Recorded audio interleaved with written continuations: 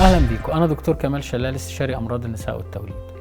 بعد فترة من بداية حملك وقبل ما يجي ميعاد السونار اللي هنحدد فيه نوع الجنين سواء كان ولد أو بنت، هتلاقي اللي حواليكي بدأوا يخمنوا.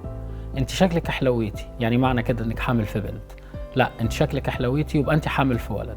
اختلفوا في نوع الجنين لكن اتفقوا إنك أحلويتي. هل يا ترى معنى إنك أحلويتي ده معنى أنت حامل في ولد ولا بنت؟ يلا بينا نعرف الإجابة مع بعض. أثناء فترة الحمل جسمك بيتعرض لتغيرات كتير بتأثر تقريبا على كل أعضاء جسمك. في منها تغيرات داخلية ما بتقدريش تشوفيها، وفي منها تغيرات خارجية بتظهر على مظهرك الخارجي زي إشراقة الحمل. يعني إيه إشراقة الحمل؟ إشراقة الحمل ببساطة إنك تحس إن وشك منور، وده سببه إن الدورة الدموية أثناء الحمل في منطقة الوجه بتزيد، فتبدأي تحس إن وشك منور ولونه وردي. ده غير إن إفراز الغدد الدهنية بيزيد في أثناء فترة الحمل، فتبدأي تحس إن وشك فيه لمعان. يعني الموضوع في الآخر ملوش علاقة أنت حامل بولد ولا بنت. بس يا ترى كل التغيرات اللي بتحصل للبشرة أثناء الحمل بتبقى كلها إشراقات وحاجات جميلة؟ لا طبعا، في حاجات تانية ممكن تحصل لك أثناء فترة الحمل.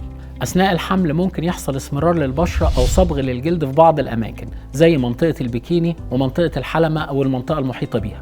كمان ممكن تلاحظي خط طولي لونه أسمر بيمتد من أسفل السرة لأسفل البطن، بنسميه لينيا نيجرا.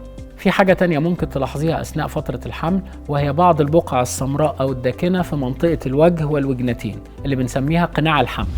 التغيرات دي بتبقى نتيجة التغيرات الهرمونية اللي بتحصل أثناء الحمل وزيادة إفراز مادة الميلانين في الجسم اللي بتبقى مسؤولة عن صبغ الجلد.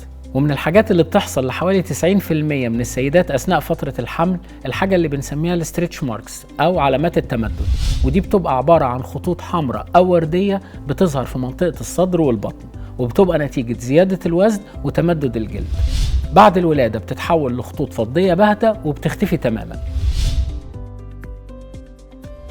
علشان تحافظي على بشرتك أثناء فترة الحمل محتاجة تلتزمي ببعض التعليمات: عدم التعرض المباشر للشمس أثناء الحمل والفترات طويلة، واستخدام الصن بلوك أو الصن سكرين ممكن يخفف من اسمرار الجلد أو اسمرار البشرة أثناء فترة الحمل. ترطيب الجلد باستمرار بلوشن ومرطبات بتحتوي على فيتامين إي.